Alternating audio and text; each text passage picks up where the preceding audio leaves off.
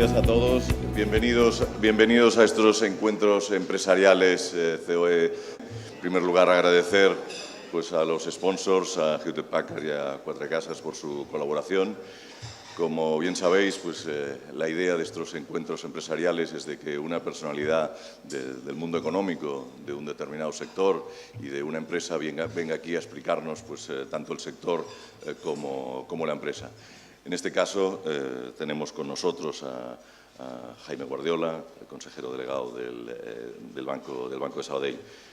Jaume Guardiola y muchas afinidades. Tenemos la misma edad, somos de la misma ciudad, veraneamos casi un pueblo al lado, uno al lado del otro, también tres hijos y muchísimas aficiones compartidas. Jaume Guardiola estudió en ESADE, máster por ESADE, también de la licenciatura de Derecho en la Universidad de Barcelona. Tiene una muy larga experiencia en el mundo financiero.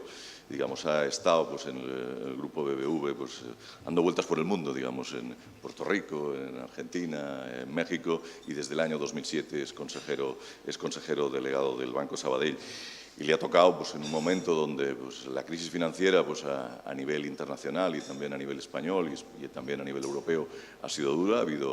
Todo el sector financiero ha hecho una grandísima reestructuración, estamos en ello, digamos, de casi 60 grupos financieros, bancos, entidades financieras que había en España, pues en este momento pues hay muchísimas menos y por tanto es una transformación realmente importante. Y el Banco Sabadell pues, es un ejemplo de ello, cómo se ha transformado, cómo ha cambiado, qué es lo que era, qué es lo que es ahora y que todavía, por supuesto, pues no ha acabado porque la transformación del sistema financiero pues todavía yo creo que tiene mucho que decir.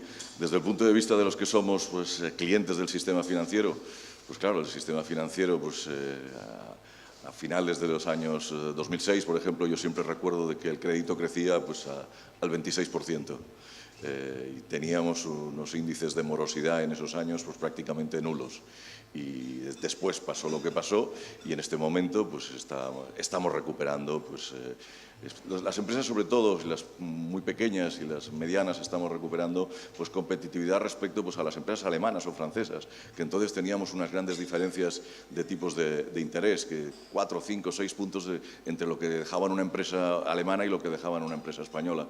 Eso ahora las diferencias son mucho más pequeñas y lo que sí que también está claro es de que el sistema financiero español ha aguantado de buena manera y pues, ha hecho los deberes, unos deberes que han sido muy complicados porque antes se han tenido que reducir el número de empleos, se ha tenido que reducir el número de oficinas, pero en este momento ya vuelve a caminar por la senda de los beneficios y eso yo creo que es importante y muy bueno y no solamente el Banco Sabadell, sino todos los bancos en su conjunto. Yo creo que tenemos un sector bancario pues realmente muy bueno, donde ha habido problemas han sido en las cajas y no en el sector bancario. De todo esto y especialmente de la transformación del Banco de Sabadell nos va a hablar y seguro que muy bien Jaume Guardiola.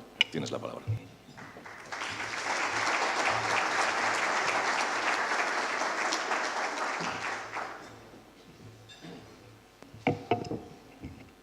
Bueno, gracias Juan. Para mí es Bueno, tenemos muchas felices coincidencias, entre unas somos muy fans del Barça. Bueno, para mí es un honor estar hoy aquí en esta reunión empresarial, este encuentro empresarial de la COE. Es la oportunidad de explicar un poco, como ha dicho Juan Rosell, el caso, ¿no? El proceso de transformación de Banco Sabadell. Trataré de hacerlo rápido, son bastantes láminas. Sé que los de las esquinas, probablemente los de allá, vais a tener un poquito de dificultades y alguno va a tener que hacer un poco de escorzo, pero trataré que la charla sea lo suficientemente, digamos, entendible para que no tenga que estar todo el mundo mirando todo el rato las láminas de la presentación. Bueno, yo esto lo he tratado de presentar con esta forma. Primero hacer un poquito de historia, hablar un poco del banco, del banco, cómo ha llegado hasta ser lo que es hoy y tratar de describirlo un poco. Luego, en la línea de lo que decía ahora Juan Rosell sobre los retos que atraviesa el sector, hablar un poco de cómo nosotros enfocamos el cambio de paradigma que significa toda la transformación digital y, por último, hablar un poco, vender un poco este negocio como un buen negocio, ¿no? Los bancos afrontan retos muy importantes y hay muchas valoraciones un poquito catastrofistas porque venimos de una historia complicadísima de estos últimos años y probablemente falta de cierta visibilidad del sector como un sector rentable. Yo creo mucho en el sector, no me queda otro remedio porque no he hecho otra cosa en mi vida que trabajar en él y creo que claramente en estos momentos empieza a despejarse la visibilidad para los bancos y para la creación de valor de los bancos y de los inversores en los bancos. Bueno, haciendo un poco una historia muy rápida del banco, este es un banco, y nos gusta mucho decirlo, y creo que el sitio hoy, el foro, es exactamente el mejor foro posible para decirlo. Este es un banco que lo crearon 127 empresarios, casi todos ellos textiles, casi ninguno de ellos sobrevive, del sector textil de una ciudad como Sabadell, una ciudad industrial muy cercana a Barcelona, y básicamente fundado por asociaciones y por estos empresarios con la intención de favorecer la financiación, la importación de materias primas, especialmente la lana de Sudamérica, y así nació el banco. Nació como un banco para prestar servicios a las empresas. El banco ha crecido mucho y su historia se puede explicar como una historia de crecimiento, pero se lo tomó con mucha calma, ¿no? Como podéis ver ahí, durante 80 años, 83 años exactamente, el banco tuvo una sola oficina. La oficina primera del banco se abrió en los bajos del gremio de fabricantes de Sabadell, o sea que es una institución absolutamente conectada con la COE, que es un gremio fundado en 1559, por lo tanto que está cercano a celebrar sus 500 años de historia. Pues en los bajos de ese gremio abrió el Banco de Sabadell. Un poquito más tarde ya se pudo trasladar a la Plaza San Roc, que es el centro neurálgico de la ciudad de Sabadell, y ahí se pasó 80 años de vida con una sola oficina. Y esa es la primera, fase de la vida del banco. La segunda son estos 30 años, que están entre el 65 y el 95, que son los clásicos años de crecimiento orgánico, abriendo oficinas con el modelo, bueno, como hacían todos los bancos españoles en esa época, abriendo oficinas con el modelo de mancha de aceite, pues abro en un sitio donde hay cierto tejido empresarial, empiezo trabajando con las empresas, luego con los directivos, luego con los propietarios, con los empleados y voy construyendo pues una franquicia bancaria. Le costó mucho tiempo, pues muchos años de historia, ir, por ejemplo, a Tarrasa, ¿no? Que cualquiera que vaya a aterrizar en Barcelona, hoy Tarrasa y Sabadell, desde el avión tienen una distancia de un dedo, del perfil de un dedo, ahí se pueden ver las dos ciudades. Le costó casi 90 años ir a Tarrasa, le costó también mucho ir a Barcelona, a Madrid no llegó hasta el año 75. Bueno, al final acabó esta etapa la podíamos acabar con la primera compra no orgánica, o sea, la primera vez que el banco compró otro banco. Eso fue en 1995 y compró NatWest en España y una filial de NatWest que era Banco de Asturias. Y esa etapa, digamos, de crecimiento orgánico hasta la compra de NatWest, pues es una etapa que llegó a consolidar un banco con mucha presencia regional en Cataluña, pero también en las principales capitales españolas, con 350 oficinas, y fin de esa etapa, digamos, de crecimiento orgánico. Luego viene la última etapa del banco, que son estos 20 años que van desde 1995 hasta la actualidad, donde el banco efectivamente pues, ha dado un salto exponencial en su crecimiento, con una combinación de crecimiento orgánico y de adquisiciones, que empieza con la compra de NatWest y podríamos acabarlo, digamos, con la compra en el año 2015 de un banco en el Reino Unido que es TSB. Estos últimos 20 años se pueden a su vez dividir en dos periodos, ¿no? Y como ha sido la economía española, un primer periodo de crecimiento muy fuerte hasta casi exuberante, que es lo que va entre el año 95 y 2005, donde pues efectivamente las tasas de crédito crecían anualmente al 20%, donde el nivel de rentabilidad de los bancos españoles era espectacular, con crecimiento de los resultados del 20% anual, con ROEs por encima del 25%, con valoraciones sobre valor libros por encima de 2,5 veces, o sea, un momento muy pletórico, que tuvo efectivamente un contenido muy real, pero un final de fiesta, pues claramente de boom, de exuberancia, ¿no? Que fue el periodo de la precrisis, y luego los últimos 10 años, que han sido 10 años, pues evidentemente, de crisis, de un inicio de recuperación, que es donde estamos ahora, y donde Banco Sabadell ha aprovechado para crecer. O sea, el banco, las crisis siempre se dice que son oportunidades. Creo que el caso Sabadell es un claro ejemplo de una institución, de una empresa que ha aprovechado estos años de la crisis para crecer. Y el salto de crecimiento se ve en este cuadrito, que es muy claro, ¿no? Desde la crisis, en el verano del 2007, hasta hoy, pues el banco ha multiplicado por 3 su tamaño, en términos de indicador, que puede ser los activos totales, ha multiplicado por más de 6 veces el número de clientes, pasando de 1.900.000 clientes que tenía en el 2007 a 11,8 millones, casi 12 millones de clientes. En la actualidad ha multiplicado su número de accionistas por 3 veces y un poquito por debajo de 3 veces su número de empleados. Por lo tanto, para Banco Sabadell la crisis ha sido una oportunidad y ha sido también un evidente dolor de cabeza. Esta es una crisis para el sector financiero muy espectacular. Voy a tratar de dar algunos datos un poquito sistémicos que sirvan un poco para situarla. Pues ahí venimos de esa época pletórica de rendimientos sobre el capital por encima del 20%, que son probablemente rendimientos del capital inapropiados para un sector como el nuestro, tan regulado y tan pegado, digamos, a la economía real.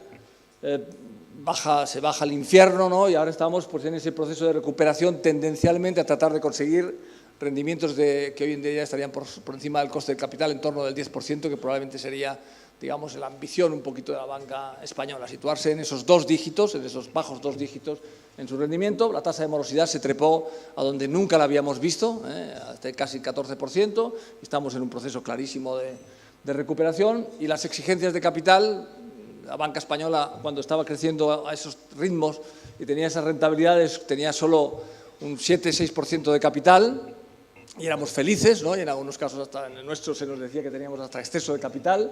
Y hoy en día, pues, la exigencia, el péndulo de la exigencia regulatoria se ha ido al otro extremo, y estamos en niveles de capital, pues, en torno de capital total del 13%, capital de Core Tier 1 fully loaded, en el caso de Banco Sabadell, en el 12%. Esta es una crisis que ha costado muchísimo dinero, y esta es una manera de presentarlo un poquito distinta a la como se suele presentar.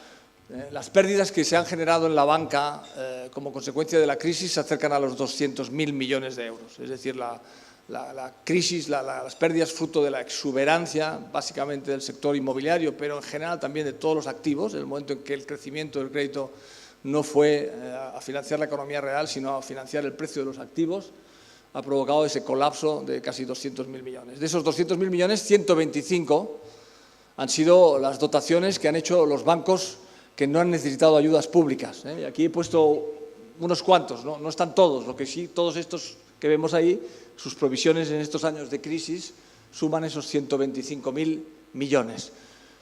Luego ha habido, pues, una serie de entidades que han necesitado ayudas públicas, y esas entidades que han sido públicas han consumido otros 70.000 millones, de los cuales 50.000 han salido, aquí está por ver todavía la liquidación de algunas coberturas, y está por ver también la devolución el día que se privaticen algunos activos, a que esa factura puede cambiar. 50.000 han salido de los contribuyentes, de los taxpayers, ¿no? Y 18.000 han salido de esos bancos, digamos, privados, que no necesitaron ayudas públicas, ¿no? Y a mí me gusta esto decirlo porque, en definitiva, los bancos no solamente han soportado, vamos a decirlo claro, los accionistas de los bancos que han sobrevivido no solamente han soportado las pérdidas que han tenido sus bancos, ¿no? Y que evidentemente les han incurrido unos efectos sobre sus valoraciones inequívocos, sino que además han contribuido en un significativo porcentaje al rescate de las entidades que necesitaron ayudas públicas. Y probablemente pocas veces esto se presenta en esta forma, ¿no? Se presenta un gran rescate con dinero de los contribuyentes de los bancos. Pues no, señores, no hay ni un solo banco que necesitó rescate con dinero de los contribuyentes. Al contrario, los bancos, con su dinero, el dinero de sus accionistas, contribuyeron al rescate de las entidades financieras, básicamente cajas de ahorro, que entraron en problemas. Esta es un poquito hecha esta reflexión. Evidentemente, para el banco, en estos años de la crisis, lo básico ha sido la gestión de lo básico para todos, porque es la supervivencia, fue la gestión de la del capital y de la liquidez. Banco Sabadell tenía un capital del 6%, hoy tenemos este capital fully loaded de 12,9%, y Banco Sabadell tenía, siendo como era un banco básicamente de empresas, un nivel de apalancamiento, como toda la economía española, altísimo.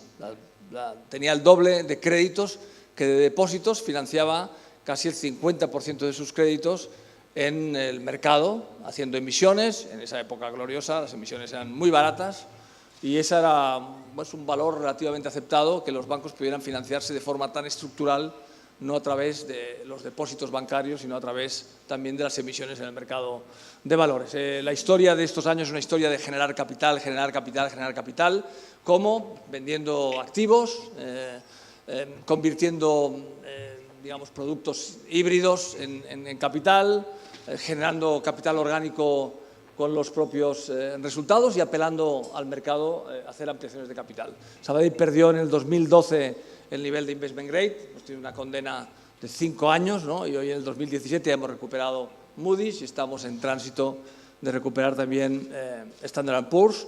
Y por lo tanto, bueno, pues este es un poquito el resumen de esta historia del banco de construcción de capital. Un poco cómo era Sabadell en el 2007, antes de estos 10 años, digamos, de crisis y recuperación. Era un banco esencialmente de empresas, con 1.200 oficinas, una significativa penetración en las empresas, con un alto nivel de calidad de servicio y de percepción de calidad de servicio, pero con una presencia muy pequeña en el mundo de los particulares. Apenas un 7% de los catalanes trabajaban con el Banco de Sabadell y, curiosamente, donde teníamos una cierta concentración y penetración en el mundo de particulares eran Asturias, como resultado de la original compra de Banco de Asturias dentro de la operación de NatWest y una compra posterior de Banco Herrero. O sea, éramos un banco, en realidad, en particulares astur-catalán, una combinación curiosa, y una penetración muy pequeña en el mundo de particulares en el resto del país, con ese 3,4%. Había hecho sus primeros pinitos con la incorporación primero de Banco Atlántico y luego de Banco Herrero, primeros pinitos en el mundo de los mercados masivos, de los clientes particulares, pero era todavía pues, un banco muy claramente de empresas. En ese momento nosotros hicimos una cierta reflexión estratégica. Evidentemente la prioridad era construir capital, la segunda prioridad era base de depósitos. Se acabaron las emisiones, los mercados se cerraron, hay que captar depósitos. Para captar depósitos el banco tenía que transitar de ser un banco exclusivamente o casi exclusivamente de empresas a ser un banco universal, tratar de captar, digamos, clientes particulares. La capacidad de seguir creciendo en empresas era limitada frente a una crisis económica como la que se avecinaba y, en cambio, sí había una oportunidad, por el mundo de reestructuración que iba a pasar en el sistema financiero, de penetrar el mercado de particulares. Teníamos nuestras primeras experiencias y, por lo tanto, ese era un poquito el enfoque. Y en esa línea construimos este diseño estratégico, o se ha ido construyendo este diseño estratégico. Sabadell actúa normalmente a través de planes directores, que normalmente son de 3 años, y que conducen un poquito la marcha del banco. Los 3 planes directores que han funcionado en estos años de crisis son estos 3. El plan Óptima, que originalmente se diseñó para 2 años, el 8 y el 9, y luego se extendió al 10. Era un momento de mucho desconcierto en 2007, porque se avecinaba un iceberg, no sabíamos del tamaño, que acabó siendo mucho mayor del que pensamos, pero en cualquier caso se secaron los mercados, veníamos de un mundo muy distinto. Bueno, para hacer esa aproximación de un banco especializado de empresas a ser un banco más universal, el banco tenía que prepararse.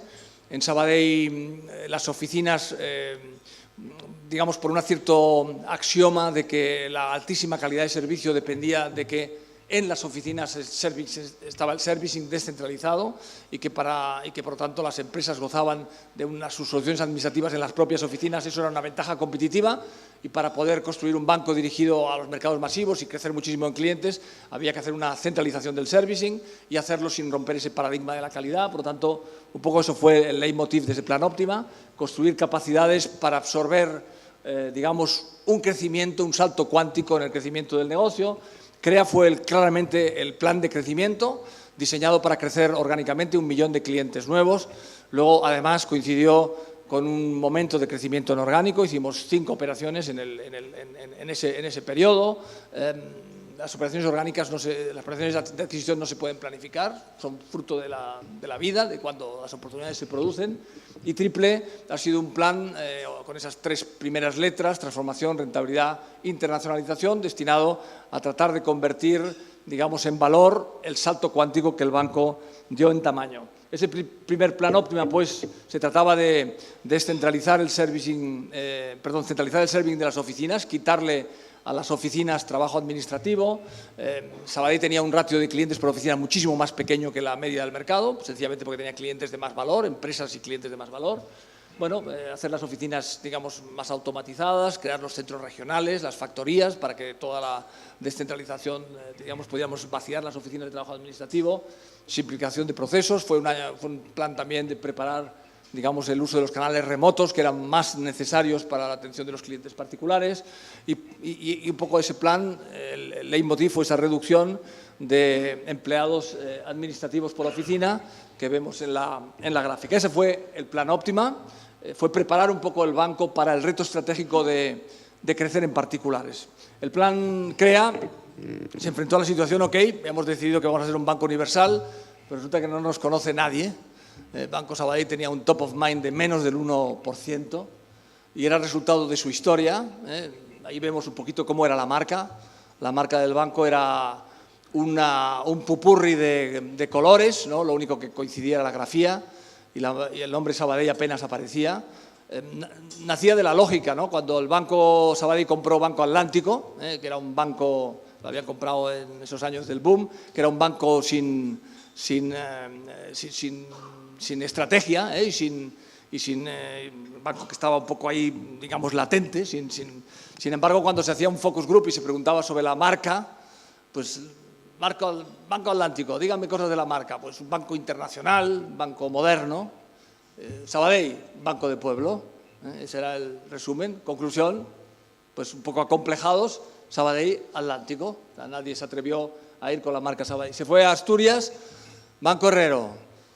Ostras, ¿cómo vamos a quitar, ¿no?, el nombre Banco Herrero, que es el banco tradicional de León y de Asturias, y banco de toda la vida, cuando Sabadell no lo conoce nadie? Y así un poco ese fue la creación de la marca. Si querías ir a buscar particulares, a darte a conocer, pues tienes que hacer un esfuerzo de comunicación, y para hacer un esfuerzo de comunicación era imprescindible ir convergiendo a la marca, ¿no? Hoy pues hemos ido llevando, todavía pues, en Asturias somos Sabadell Herrero, ¿no? Pues ya somos un Sabadell Herrero de color azul, ya somos Sabadell en casi todo el banco. Seguimos siendo un Sabadell Urquijo, pero ya Ramón nos ha permitido renunciar al color verde y ya tenemos un color azul también en Urquijo. Hemos ido haciendo ese proceso de convergencia y construcción de la marca, y lanzamos un esfuerzo publicitario para un banco que nunca había comunicado, un banco que tenía una altísima reputación entre sus clientes, por boca a oreja, pero que no tenía ningún tipo de conocimiento entre los no clientes, ¿no? Utilizamos en el arranque, pues, la figura de Pep Guardiola, de genuino Guardiola, cuando todavía era una figura, entre comillas, muy poco controvertida, porque arrancaba y fue un muy buen arranque, y lo hemos ido digamos, moviéndonos con una publicidad y con una comunicación, yo creo que muy propia, con un código de comunicación muy propio, que hemos ido construyendo una buena marca, ¿no? Y la marca ha tenido un salto cuántico. Y utilizamos un vehículo que es la cuenta expansión, que era nuestro producto de aterrizaje, digamos, de estos nuevos clientes que iban a venir, ¿no? La evolución de los clientes es esa que vimos ahí, ¿no? Del 1,9 clientes que teníamos en el banco, pasamos en términos orgánicos a 3,1, o sea que el 1.000.000 de clientes que nos habíamos propuesto crecer en el plan lo crecimos pues sobradamente, porque crecimos 1,2, pero además esos fueron unos años donde el banco tuvo la oportunidad de hacer hasta 5 operaciones corporativas, alguna de ellas muy trascendente, como fue el caso de Banco CAM, ¿no? Banco CAM nunca pensamos que iba a ser para Banco Sabadell por el tamaño, pero al final pues la realidad es que nos quedamos, después de 6 bancos que presentamos ofertas no vinculantes, pues en el momento de presentar la oferta vinculante nos quedamos solos, ¿no? Y presentamos una oferta que nos permitió absorber el banco con unos niveles de cobertura razonables, y por lo tanto eso le permitió a Sabadell dar un salto cuántico. Y hoy tenemos pues ese tamaño de banco que vemos ahí. Por lo tanto, el plan CREA lo que nos permitió es un crecimiento exponencial del número de clientes, 284%, solo duplicando, o sea, multiplicar por 3 el número de clientes, solo duplicando el número de oficinas y, por lo tanto, digamos, pasar de ese banco con oficinas con pocos clientes a tener un banco normalizado por la centralización del servicing, por el cambio, digamos, de ser un banco solo de empresas a ser un banco de tipo más universal. Esa fue un poquito la historia del CREA. Y el tercer plan estratégico de la crisis ha sido Triple. Triple tiene esas tres... Bueno, Triple tenía un primer mensaje, es que queríamos triplicar los resultados y nos hemos quedado muy cerquita. Y Triple tenía también esas tres letras: transformación, rentabilidad e internacionalización, transformación del balance, transformación del modelo productivo, transformación comercial, que significa ir reduciendo los activos improductivos de nuestro balance, pasar a la normalización del balance, que significa, en un sector como el nuestro, que ha vivido mucho el confort de buenos márgenes para tener un nivel de industrialización bajo, pues realmente llevar a un concepto industrial la parte industrial de la actividad bancaria y eso es pues, creando centros de servicio externos al banco que de alguna forma le den esa capacidad digamos, de precio unitario industrial en muchos de los procesos bancarios que son industriales. Y por último, la transformación comercial, que tiene que ver con lo que hablaré luego de todo el cambio del paradigma digital. La rentabilidad sencillamente era tratar de converger todos esos clientes que habíamos adquirido a la rentabilidad tradicional del Banco de Sabadell. Y la internacionalización, donde nos proponíamos de un 5% de activos internacionales pasar a un 10%. Y luego explicaré un poquito lo que ha pasado, que ha sido claramente algo distinto de lo que pretendíamos. El banco tiene mucha capacidad de hacer de ejecutar muy bien las integraciones, tiene una buena plataforma, probablemente en términos comparativos la mejor plataforma, quizás por ser la más nueva de servicio, digamos, informática del país, que tiene un módulo que nos permite integrar rápidamente y conseguimos muy rápidamente converger los niveles de calidad de las redes que adquirimos a los niveles de prestación de servicios de la red de Banco Sabadell. La transformación tenía esos tres conceptos: la transformación comercial, experiencia de cliente, hablaré luego, reducir los activos improductivos del balance. Ese es un reto, el banco los ha bajado más que nadie en el mercado en términos absolutos y relativos. Esa era una gran prioridad, la limpia del balance, y estamos en la fase final de ese proceso. Y por último, lo que decía de la industrialización. Y en la internacionalización nos proponíamos ese crecimiento del 5 al 10% y la foto ha acabado siendo muy distinta, porque el banco tuvo la oportunidad en el año 2015 de comprar un spin-off de Lloyds Bank, obligado por la Unión Europea como resultado de la capitalización pública de Lloyds Bank, que se llamaba TSB. Y a raíz de que nosotros habíamos comprado Lloyds en España, pues mantuvimos una relación con los equipos de Lloyds muy importante, conocimos la existencia de este proyecto de hacer un spin-off.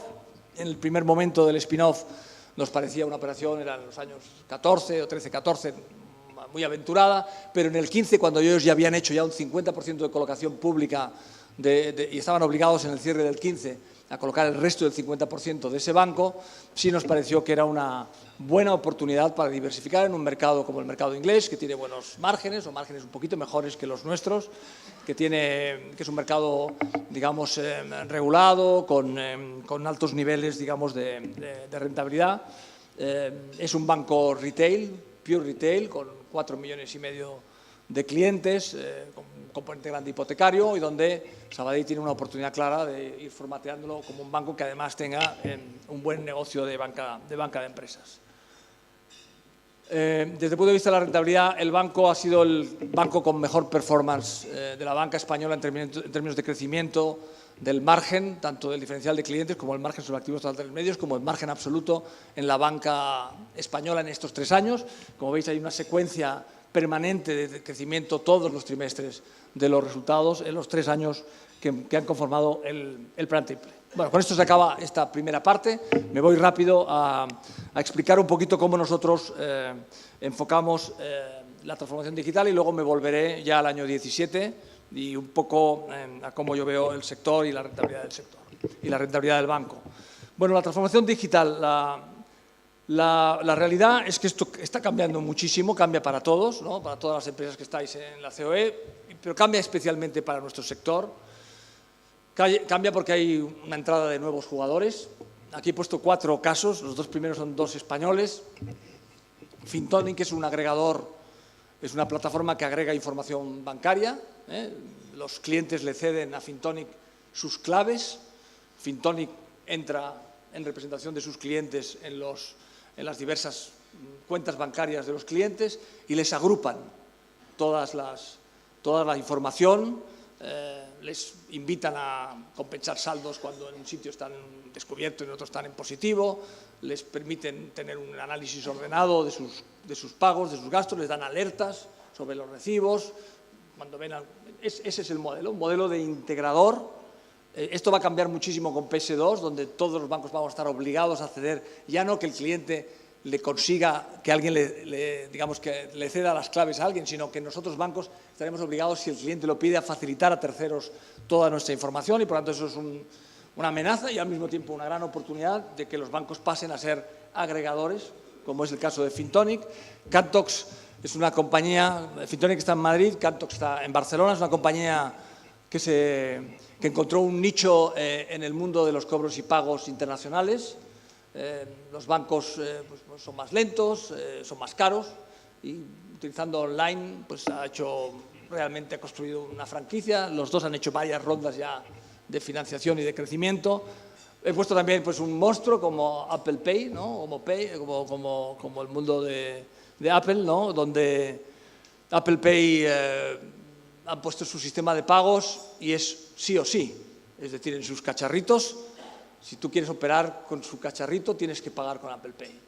Si no tienes que pagar con Apple Pay, tienes que poner porque la antena la tienen inmovilizada para el resto de pagos del sistema, entonces si no tienes que tener esto que tenéis mucho seguro vosotros en el teléfono, que es detrás una pegatina, ¿no? Que es en definitiva la antena para poder el pago a través de vuestro banco o a través de cualquier otro servicio. Samsung no lo ha hecho así, Samsung lo ha dejado abierto. Se puede pagar con dispositivos Samsung, digamos cualquier entidad, pero Apple, utilizando su fuerza, ha decidido hacer un sistema cerrado de Apple Pay. Otro competidor monstruoso, y ya no hablemos de los Amazon y Alibaba cuando se pongan en el mundo de los pagos, teniendo en cuenta sus porcentajes de penetración en el mundo del comercio electrónico. Y Lending Club, compañía inglesa que hace préstamos, es un modelo de préstamos desintermediados. O sea, presta y tiene inversores que le ponen el dinero para desintermediar, ¿no? y que está ocupando pues, un porcentaje significativo del mercado de los préstamos al consumo en el Reino Unido. Por lo tanto, 4 ejemplos de new players que entran en diversos momentos de la cadena de valor bancaria. Pues nuevas tecnologías que son las que dan espacio a la aparición de estos nuevos players, pero que también son una brutal oportunidad para los bancos. Todo el mundo de la información del Big Data. Los bancos tienen muchísima información. De hecho, son quienes tienen más información sobre los cobros y los pagos, pero en las plataformas bancarias no se valoraba tener la información. Todas las plataformas bancarias estaban estructuradas para hacer el cuadre contable, esa era la prioridad, ¿no? Bueno, hoy tampoco los motores para manejar la información, digamos, eran lo suficientemente potentes para utilizarla. Bueno, esto ha cambiado radicalmente y hoy tenemos una capacidad brutal de manejar información que aplicando inteligencia artificial, inteligencia cognitiva, nos permite, pues, desde los riesgos a las propensiones de consumo, pues acertar muchísimo más y hacer un marketing casi individualizado con los clientes. Por lo tanto, es un cambio radical, el Internet de las cosas, el blockchain con todo el cambio que va a suponer en las cámaras, en las certificaciones, en las criptomonedas. Estamos en un mundo de absoluta revolución que es al mismo tiempo un reto y una amenaza y al mismo tiempo una gran oportunidad para ocupar más espacio en la plataforma de relacional con los clientes, ¿no? Y por lo tanto, para la banca esto es una gran oportunidad de operar más eficientemente desde el punto de vista de los costes y mucho más eficazmente desde el punto de vista comercial. Y luego un montón de cambios también en el perfil de los clientes, ¿no? Desde los cambios en la demografía, la propia propensión al uso de las herramientas digitales de los clientes, la capacidad de los consumidores de hablar entre ellos a través de las redes sociales y que acaban pues, provocando un consumidor con muchísimo más empowerment, que su relación con la banca es muchísimo más de tú a tú. Ya no funciona el modelo push, los bancos colocan sus productos, sino que va a ir migrando a un modelo pull, donde los clientes escogen entre la oferta lo que quieren y tienen el empowerment y la capacidad para hacerlo. Por lo tanto, estamos en un cambio, digamos, de paradigma para el sector. Este cambio de paradigma en el Banco Sabadell lo tratamos de acometer con una cosa que nosotros llamamos plan de transformación, que tiene una hoja de ruta muy clara, como se ve en este cuadro, y que acaba con algo medible, que es la experiencia de cliente, y con mejoras en la eficiencia y en la productividad. Y que tiene dos principios básicos, ¿no? El primer principio es que para nosotros la transformación digital tiene que estar en el centro del negocio. Aunque se pueda parecer que se va más rápido, poner la transformación en una parte, digamos, periférica del banco y dejar un poquito a las oficinas y al mundo de la banca comercial como un legacy, a nosotros nos parece que es una mala estrategia, porque al final, básicamente, la transformación digital es una transformación cultural y, por lo tanto, a riesgo de que parezca que es más lento el proceso, es imprescindible que eso se haga desde el mundo de las oficinas, del mundo de la banca comercial. Ese es nuestro primer principio. Nuestro segundo principio es que nosotros no vemos que esto sea una división entre los analógicos y los digitales, ¿no? Los analógicos, como yo y unos cuantos de los que están en esta reunión, usamos las herramientas digitales para mejorar nuestra productividad todo el día.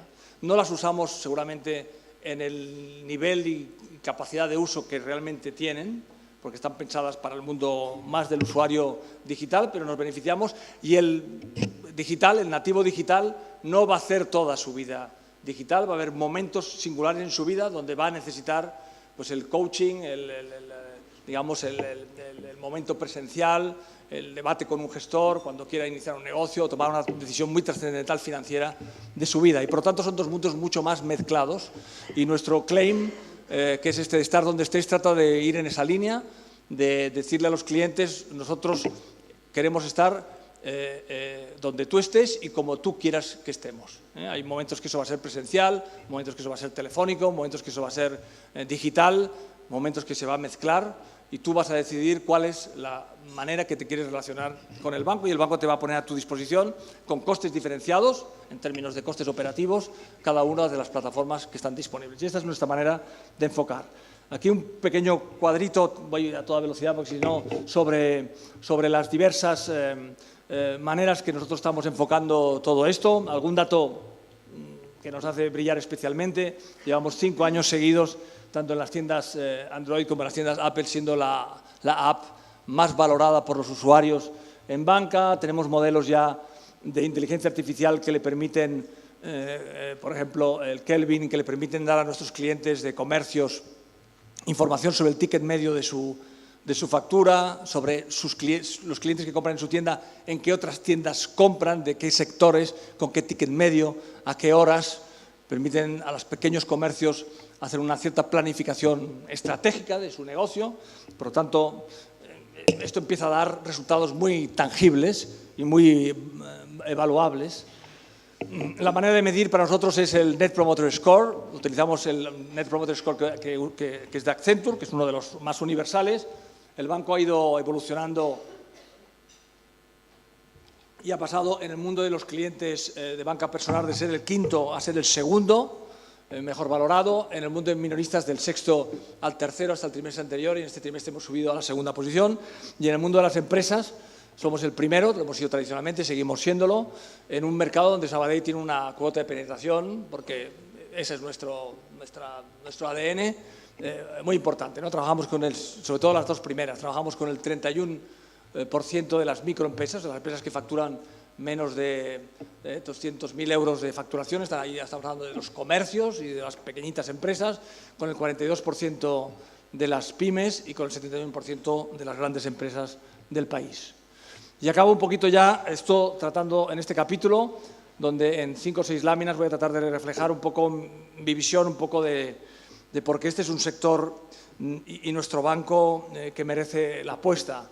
Evidentemente enfrentamos retos muy importantes, ¿no? Que decíamos hace un momentito, los nuevos entrantes, competidores que entran en fases distintas de la cadena de valor bancaria, Una situación de tipos de interés que estructuralmente han sido bajos estos años, que, hombre, sí ahora parece, y por eso en parte se explica el buen comportamiento de las acciones bancarias, que se despeja, en el sentido de que se ha tocado fondo y empieza un poco el panorama a implicar subida. Hemos acumulado en esta crisis, con esos 200.000 millones de pérdidas que decíamos al principio, una ingente cantidad de activos improductivos que hay que ir evacuando, y estamos sometidos a una presión regulatoria que tiene este efecto un poquito pendular. Esta crisis financiera global, la española fue sui generis porque se unió a una crisis financiera a una crisis económica, digamos, ganada a pulso por la mala gestión económica, digamos, de los agentes económicos del país, pero provoca, pues, ha provocado un efecto, digamos, pendular, donde el regulador, pues, la próxima crisis no le va a costar dinero a los contribuyentes, por lo tanto hay que tener ratios de capital y activos bail-inables, esa es la palabra un poquito mágica, enormes, para que la próxima crisis no haya que apelar a dinero del contribuyente y a una intervención, digamos, de los estados. Para eso Sabadell hoy es el cuarto jugador bancario, en color azul los activos en España, en color negro los activos fuera de España. Después de los dos grandes, ¿no?, de Santander, BBVA, Caixa, que es ya el primer, digamos, más doméstico. Nosotros, pues, hemos cogido con nuestra operación en el Reino Unido y nuestro mundo en América, en Estados Unidos y en México, un perfil un poquito más internacional también. Somos un banco que nos gusta mucho decir que nuestra esencia sigue íntegra. Somos un banco de empresas, nacimos para hacer empresas y nos encontramos muy cómodos haciendo empresas y encontramos sentido a nuestro hacer en el mundo empresarial, y hemos construido una franquicia de particulares desde el conocimiento de las empresas y tratando de aplicar metodología de relacional que hemos utilizado con las empresas al mundo de los particulares. El banco tiene algunas cuotas solamente paradigmáticas, como ese 30% de las exportaciones que se hacen con crédito documentario de este país pasan por Banco Sabadell a través de su estructura de negocio internacional y todas sus oficinas de representación en el mundo. Somos el banco con el mejor diferencial de clientes y también con el mejor margen sobre intereses, sobre ATMs del conjunto del sistema financiero español, y el que más lo ha crecido en estos años últimos de la crisis, del último plan. Seguimos manteniendo un nivel de diferencial de calidad de servicio respecto a la media del mercado, que lo hemos visto a través del Net Promoter Score, pero lo vemos también a través de las valoraciones externas de las redes comerciales. Y tenemos una visión del cliente donde el cliente es muy el centro de nuestra relación, con ese concepto del claim, de estar donde estés, que lo que pretende decir es esto: nos vamos a relacionar contigo de la manera que tú quieras, tú escoges, el banco va a estar a tu disposición como tú te quieras relacionar con él, con toda su plataforma de canales, de forma omnicanal, donde el centro de la relación es el cliente. Y es un negocio rentable. Aquí este es un número que hacemos siempre, en el que ponemos solamente la actividad performing, pero con pérdida esperada incluida, asignación, digamos, analítica de costes y un consumo de capital del 11,5, pues un consumo podría ser cualquier otro. Estos son los niveles de RAROC de los diversos negocios que tiene el banco. Evidentemente luego están los servicios corporativos, que es un coste, pero lo que un poco esto quiere decir es que este es un negocio que, cuando se normalice en tasas de interés y en nivel de cost of risk, va a tener niveles de rentabilidad muy positivos. Para el 17 nos tocaba hacer un plan estratégico, que hubiera sido 17, 18, 19, el cuarto, digamos, desde el año 2007. Finalmente nosotros este año lo presentamos al mercado como un año de transición, no hicimos plan estratégico, haremos un plan estratégico 18, 19, 20 que estamos empezando a preparar. La razón básica, porque para nosotros este año tenía unos elementos singulares.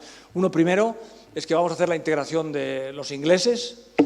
Nuestra plataforma Proteo ha tenido un step up que se llama Proteo for UK, y que vamos a mover el banco, que tiene hoy un servicing desde Lloyds, o sea, le sirve un competidor al grupo, y esa es una operación. Nosotros hemos hecho muchas operaciones de integración, pero esta es ya de otro calibre. Estamos hablando de una operación internacional de muchísimo tamaño, por el número de clientes y porque estamos en otra regulación, en otra moneda, con otros supervisores.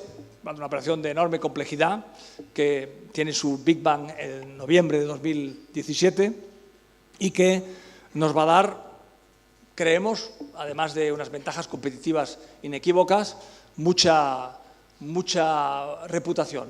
Esta es una operación de migración que la paga Lloyds. Lloyds, en el contrato de spin-off, asignó 450 millones de libras esterlinas para el momento que TSB se segregara. Por lo tanto, toda la operación está, digamos, financiada por esos 450 millones de libras de Lloyds. Nos va a llevar menos costes, algo así como 140 millones anuales de menos costes de los que tiene hoy la plataforma servida de Lloyds. Nos va a llevar mucha autonomía operativa, nos va a permitir rápido acceso a la digitalización, que hoy tiene un decalaje respecto a sus competidores en el Reino Unido.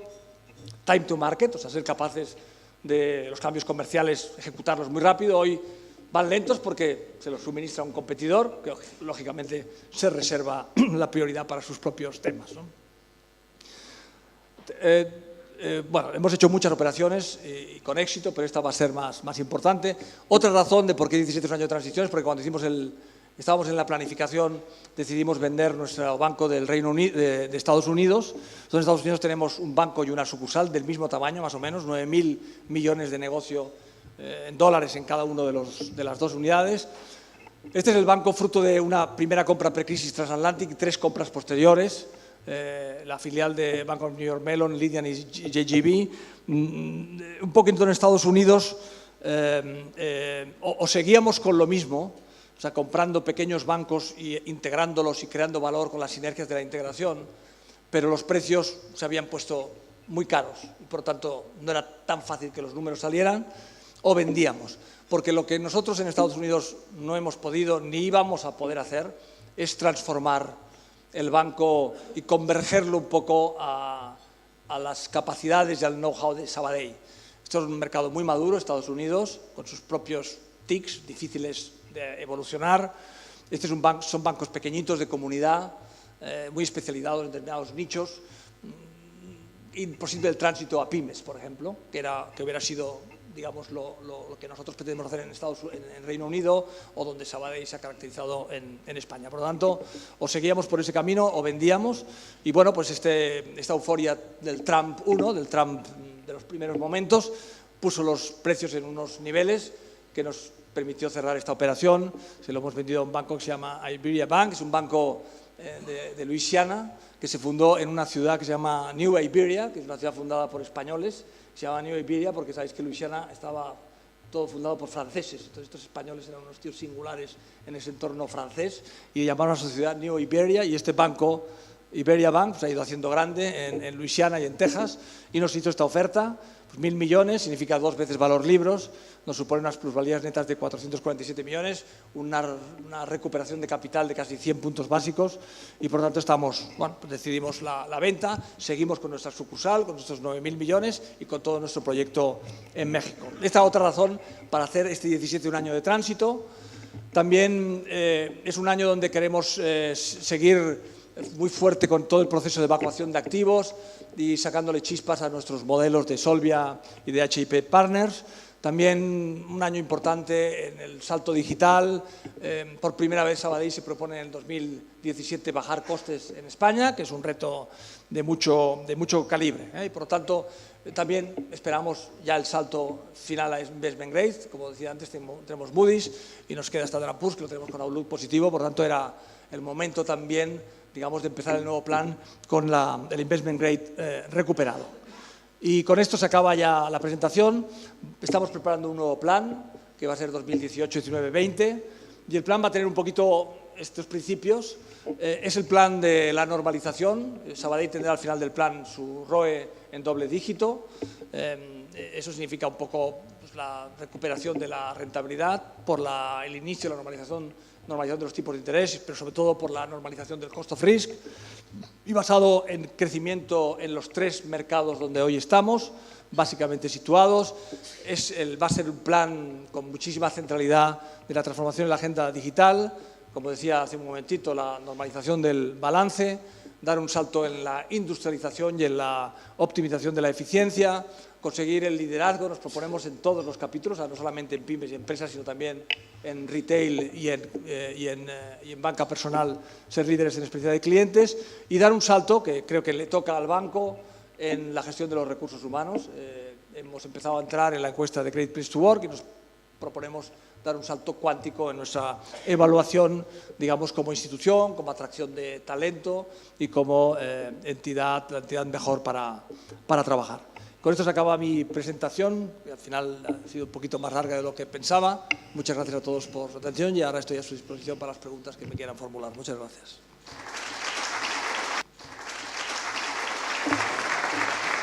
Buenos días, señor Guardiola, gracias por su intervención. Hemos recogido bastantes preguntas, voy a agruparlas temáticamente para que sea más fácil responder.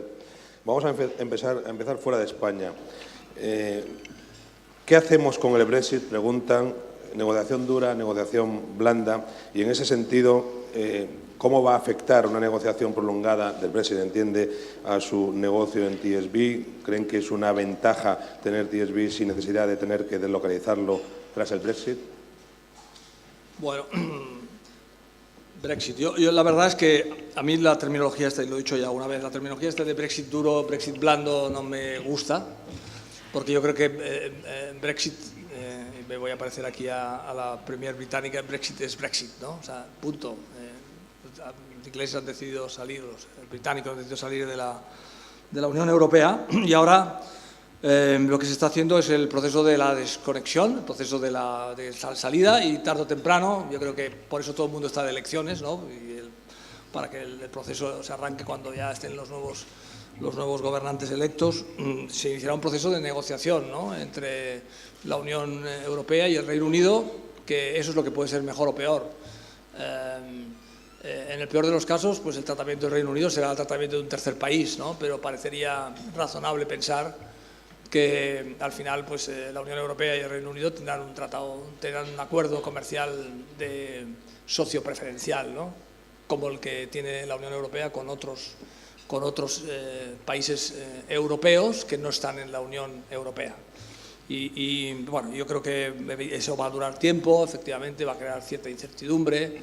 Yo creo que va a haber un lenguaje político agresivo, porque que al final lo único que hace es enconar un poquito más las posiciones, pero que forma parte de digamos, de la liturgia política, pero creo que va a haber una clarísima presión de los agentes económicos, de las patronales, para que al final los acuerdos sean lo más razonables posibles y haya damage control, ¿no?, y digamos, las consecuencias se minimicen, ¿eh? Esa es mi visión de este tema. Respecto al banco, nuestro banco es un banco, como decía antes, muy retail, digamos, no está en la City, o sea, todos los movimientos de la City no le van a afectar, y va a estar afectado lógicamente por la marcha de la economía inglesa, ¿eh? Si la economía inglesa pues lo hace bien, pues el banco tendrá esa ventaja, y si lo hace mal, pues tendrá esa desventaja, ¿no? Hoy por hoy la perspectiva de crecimiento para el Reino Unido 2017 está en el 2%, está por encima de la media europea. Vamos a ver un poco cómo evoluciona, ¿eh? Ha habido una afectación evidentemente de la moneda, para el banco no le ha afectado en el sentido que tenía el capital protegido, bueno, al final, ¿por qué Banco Sabadell quiere estar en 3 mercados? También porque al final un poquito la crisis demuestra que si tú eres capaz de exportar know-how, estar en mercados diversificados, con ciclos económicos, digamos, que se van, digamos, cubriendo, haciendo hedging uno con otro, permite, digamos, tener más estabilidad en la cuenta de resultados, y ese objetivo va a seguir estando, incluso reforzado, en el sentido que va a haber un cierto mayor desacople entre el comportamiento del Reino Unido con propia moneda y propia política económica y el comportamiento de la moneda euro y de la Unión Europea como digamos, espacio económico, ¿no? Pregunta Moncho Veloso de ABC que si ha terminado el tiempo de las compras para el Sabadell o sigue intentando crecer en adquisiciones. Bueno, lo dije en la presentación, cuando un banco planifica solo, o al menos nosotros, solo con crecimiento orgánico, y por lo tanto ese es nuestro foco. Cuando nosotros presentaremos el plan 2020, será un plan que se basará en el crecimiento orgánico. El banco tiene una plataforma con muchísima capacidad de crecimiento orgánico y por lo tanto ese es nuestro objetivo. El mundo de las operaciones se produce cuando se produce y ahí el análisis que siempre el banco hace y ha hecho siempre y seguirá haciendo es el de si hay oportunidad de crear valor, ¿no? Pero no está en nuestra planificación estratégica. Hay muchas preguntas, como se puede imaginar, sobre el Banco Popular. Se las voy a relatar algunas. Eva Vega de Cadena SER pregunta cómo ve el futuro del Banco Popular, cuánto tiempo más podrá resistir en solitario. El Banco Sabadell es el aliado que necesita el Popular. Pregunta incluso el economista Lourdes Millar que si la crisis del Popular afecta al resto del sector, que si puede o es mejor para el sector que sea independiente, que siga siendo independiente el banco, ¿no? Bueno, yo no voy a decir nada del Banco Popular porque han hecho presentación de resultados hace muy poquito, ya ha tenido ahí a su consejero delegado y tuvieron a su presidente en la asamblea hace muy poquito para hacerle todas las preguntas y ellos son los que tienen que responderlas. No, yo creo que desde el punto de vista un poco sistémico, bueno, Banco Popular es un jugador importante, como hemos visto ahí, es un jugador importante que, digamos, no ha necesitado ayudas públicas, es un jugador más privado del sistema, pues que ha hecho como todos, un gran esfuerzo, digamos, ha supuesto un gran esfuerzo para sus accionistas, la supervivencia del banco y yo insisto que creo que es cualquier pregunta del Banco Popular la tienen que responder ellos. Hay preguntas relacionadas sobre la primera parte de su intervención, cuando hablaba de la crisis financiera. Preguntan cuáles son las lecciones de la crisis financiera que usted ha definido como espectacular, o incluso Pablo Ferrer de Hispanidad.com dice quién tuvo la culpa de la crisis bancaria. Bueno, todos, ¿no? Yo creo que esa es una crisis muy compartida. Está claro que España tuvo un crecimiento muy espectacular del año, digamos, de la crisis post-olímpica, post-Expo, ¿no? Del 92. A partir del 95 empezó a crecer y creció muy bien los primeros años, hasta el 2004, hasta el 2005, los primeros 10 años, y luego llegó un momento donde no entendimos bien qué significaba estar en el euro, que una política monetaria diseñada para favorecer a los alemanes la integración de sus dos países, pues por lo tanto una política laxa, pues aquí se leyó mal, no se crearon los déficits oportunos para contraprestarla, no se hicieron mejoras de productividad y se produjo una expansión exuberante del crédito que al final se fue, como siempre pasa que se excede determinados niveles, no a financiar el crecimiento real, sino a inflar el precio de los activos. Y en eso pues participamos todos, pues, a los agentes políticos porque no supieron a lo mejor poner, digamos, los frenos necesarios. España tenía que haber acumulado déficit, superávits en esas épocas y no fuimos capaces de hacerlo de forma notable. Teníamos que haber hecho mejoras de competitividad, haber protegido, digamos, la competitividad de las empresas. Teníamos que haber hecho más restricciones al crédito. Pues el Banco de España diseñó un modelo de provisiones genéricas que realmente tenía ese sentido, que era anticíclico, o sea, que obligaba en tiempos de bonanza a constituir provisiones no necesarias para casos concretos, sencillamente por crecimiento del crédito, pero o sea, que alguien sí pensó que eso había que protegerlo, pero se acumularon 20.000 millones con esas provisiones genéricas y hemos visto que el agujero acabaron siendo 200.000 millones. Por lo tanto, y los bancos, que perdimos seguramente también la noción del riesgo, ¿no? Cuando yo entré en este sector, en el negocio de real estate, el suelo era equity, ¿no? Y se financiaba el 80% de la construcción, ¿no? Y esas clases que nos enseñaban de pequeñitos cuando entrábamos en un banco, pues alguien se las olvidó o no las enseñó y acabamos financiando pues no solamente el suelo, la construcción y los muebles, ¿no? Y por lo tanto yo creo que es un error conjunto de diagnóstico de la economía con esa trampa monetaria que no supimos ver, ¿no? Porque probablemente con una política monetaria propia, con una peseta, ¿no? Bueno, no sé si estaríamos donde estábamos porque no hubiéramos hecho esos años previos tan buenos, pero hubiéramos sido capaces de diseñar políticas monetarias restrictivas para frenar ese crecimiento, ¿no? Que es lo que se hace cuando, digamos, una economía se desboca, ¿no? Pero en ese ambiente de pérdida de la capacidad monetaria, de política de política monetaria, pues no supimos leerlo y no creamos los check and balance necesarios para evitar que eso sucediera. Por lo tanto, yo creo que es una crisis muy compartida, donde la crisis financiera internacional fue un poco el detonante, pero no fue ni la causa, ni al contrario, ojalá la crisis de la subprime hubiera sido en el verano del 2005 en vez de 2007, porque probablemente esa restricción de los mercados hubiera frenado esos 2 o 3 años de exuberancia de la economía española que nos situaron en en esto que nos ha costado casi 10 años recuperar. Dos preguntas más, señor Guardiola. Pablo Allende Salazar, del periódico Cataluña, pregunta: el ministro Guindos acusó recientemente a la banca de crear inseguridad en las hipotecas con las cláusulas opacas, y el subgobernador del Banco de España criticó la falta de buenas prácticas en la comercialización. ¿Le parecen estas críticas o qué le parecen estas críticas, o estima que las lanzan para ocultar su propia responsabilidad? Yo creo que en general las frases tanto del ministro como del subgobernador están hechas en un contexto de presentaciones muchísimo más largas, y donde al final pues ahí mejor está y se pone mucho el foco en esto, ¿no? Yo creo que el enfoque un poquito del mundo hipotecario es un poco el que yo también he tratado de decir siempre. Al final este es un país que tiene 3 datos que implican que tiene un buen modelo, un buen sistema hipotecario. Uno, tiene el porcentaje de propiedad más alto de la Unión Europea, o sea, más viviendas en propiedad de la Unión Europea.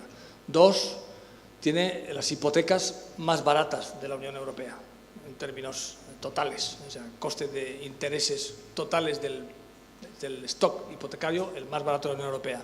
Y 3, tiene el loan to value más bajo de toda la Unión Europea, es decir, que a pesar de la crisis y los ajustes de los precios, la deuda hipotecaria respecto al valor hoy, tasaciones del parque inmobiliario, es el más bajo de Europa también, porque aquí no se han hecho, digamos, productos como interest only, o sea, productos que no se paga capital, sino todas las hipotecas tienen el mismo modelo de amortización de capital, ¿no? Tenemos un buen sistema, ha funcionado bien. Evidentemente, pues ha tenido también sus errores y probablemente malas prácticas que creo que no han sido generalizadas. No es lo mismo una hipoteca, una cláusula suelo que ha sido, como dicen que ha pasado en algunos casos, que ha aparecido el día de la firma en el notario y que el cliente no tenía ningún conocimiento, que una cláusula suelo que ha sido negociada con el cliente en un interface de emails continuado, ofreciéndola como alternativa a una sin cláusula o a una tipo fijo, y donde el cliente, analizando las 3, ha escogido la cláusula suelo. Por lo tanto, la misma ley ha soportado prácticas distintas. Ahora hay una necesidad de adecuar la ley hipotecaria a la directiva europea, que es distinta y que hace, por ejemplo, que no se puedan iniciar la ejecución hipotecaria hasta un número de pagos mayor del que hoy se puede hacer en España. Esto va a suponer determinados cambios. Está bien, yo creo que hay que hacerlos, en la directiva europea hay que hacerlos, hay que aprovechar para mejorar y cubrir los posibles riesgos de que se puedan cometer malas prácticas, pero hay que tener muchísimo cuidado de no desvestir el santo y que cuando yo aparezca aquí, bueno, ya no apareceré porque estaré ya en mi casa jubilado, pero dentro de 10 años, que no pueda decir que tenemos el mejor porcentaje de propiedad de Europa, que tenemos, digamos, el saldo hipotecario sobre el valor de los activos más bajo y que tenemos el mejor precio de las hipotecas y que, por lo tanto, tenemos un peor sistema hipotecario que el que teníamos 10 años antes. Entonces, creo que hay que tener esa responsabilidad de hacer los cambios preservando el valor fundamental, que es que tenemos un buen sistema hipotecario. Pues sobre cláusulas solo es la última pregunta. Pregunta David Fernández de Radio Nacional. Más de 3 meses después de la aprobación del mecanismo extrajudicial de cláusulas solos por parte del Gobierno, ¿ha servido de algo? ¿Cuántas reclamaciones han recibido? ¿Cuántas han sido favorables para el cliente? Bueno, yo creo que ha servido para aquellas entidades que, digamos, incurren en la casuística de tener cláusulas digamos, suelo que son nulas por falta de transparencia, pues puedan proceder a la devolución, digamos, de las cantidades cobradas indebidamente. Y creo que en ese sentido pues ha hecho su servicio. En el caso del banco, nosotros siempre hemos defendido la tesis de que las cláusulas del banco estaban todas, y cuando ha habido un caso que no ha sido así, pues no hemos tenido ningún inconveniente en proceder a la retrocesión, pero las cláusulas estaban contractualmente colocadas donde correspondía, hicimos mucho énfasis en que estaban en negrita, ¿no?, puestas en la misma página donde figuran 4 datos básicos de la hipoteca, que es el importe, el plazo, el tipo de interés y la cláusula suelo. Luego, sorprendentemente y muy beneficiosamente para nosotros, pues ha habido una sentencia del Supremo digamos, atendiendo a una reclamación de la Caja Rural de Teruel, en la que le ha dado la razón a la Caja Rural de Teruel, y entre los factores que ha indicado, aparte de que se acreditó que hubo negociación, que nosotros la acreditamos con nuestros clientes, es que también la cláusula estaba bien señalada en el contrato y estaba en negrita. O sea que ha habido... Entonces, esa es nuestra posición. Evidentemente, siempre abrimos instancia cuando un cliente considera que tiene derecho a reclamar, pues abre una instancia de negociación con el banco ya la tenía instaurada antes del Real Decreto y hemos seguido operando de la misma manera. Muy bien, pues muchas gracias. Para clausurar estos encuentros empresariales tiene la palabra la secretaria general de COE, Ana Plaza. Muchas gracias.